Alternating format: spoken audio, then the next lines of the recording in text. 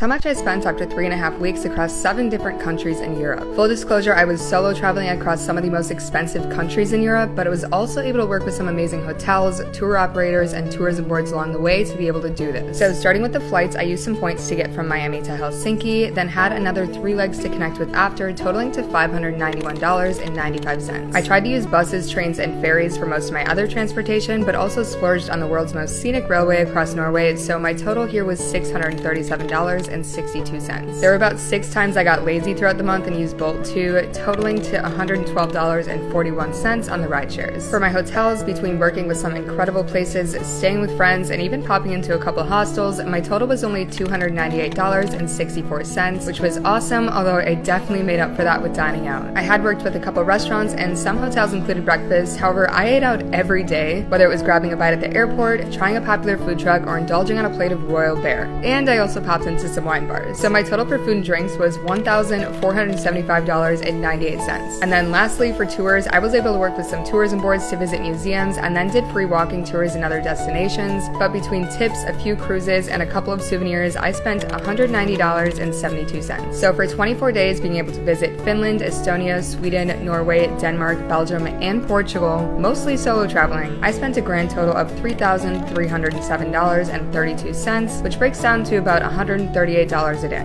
However, Iberia lost my luggage on the way home and just paid me out, so girl math says I only spent $1,239.32. But real talk, could I have saved some money in the food and beverage account? Absolutely, but at the same time, you've got to enjoy it while you're there. I still have a ton of awesome things that I did in Norway and Copenhagen to share with you guys, so don't forget to follow along for more.